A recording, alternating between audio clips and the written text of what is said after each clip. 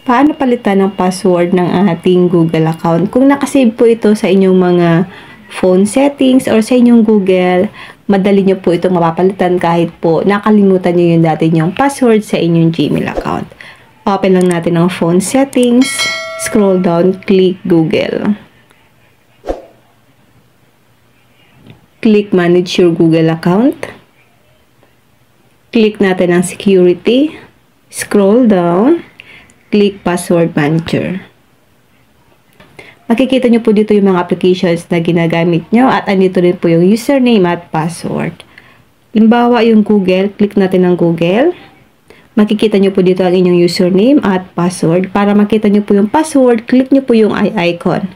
Para ma-edit po yung password or gusto nyo po siyang palitan, click nyo po ang edit.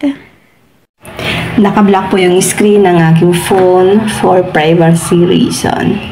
So, pwede nyo na po dito ma-edit ang inyong mga password ng inyong Gmail account. Then, kapag na-edit nyo na po, click nyo na po ang save. Paano naman palitan ng password kapag yung phone nyo ay nawala at gusto nyo palitan yung password ng inyong Gmail account? Open lang natin ang ating Gmail app. Pinapalitan natin ang password ng ating Gmail account lalong-lalo na kapag nakalagin ang inyong Gmail account sa ibang device or may mga nag-access ng inyong Gmail account. Lalong-lalo na po kung nakakonect dyan ng inyong mga bank account. Open lang natin ang ating Gmail. Then, click natin ang profile icon natin sa taas. Click Google account. Click natin ang personal info. Click natin ito, guys.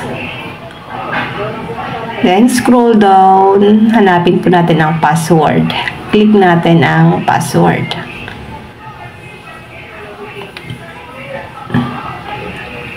Dito, guys, ilalagay lang natin dito ang password ng ating Gmail account. Kailangan po alam natin ang password ng ating mga Gmail.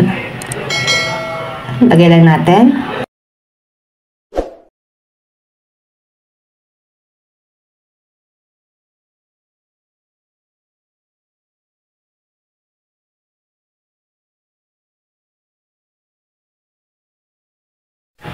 Then, click na po natin ang next kapag nailagay na po natin.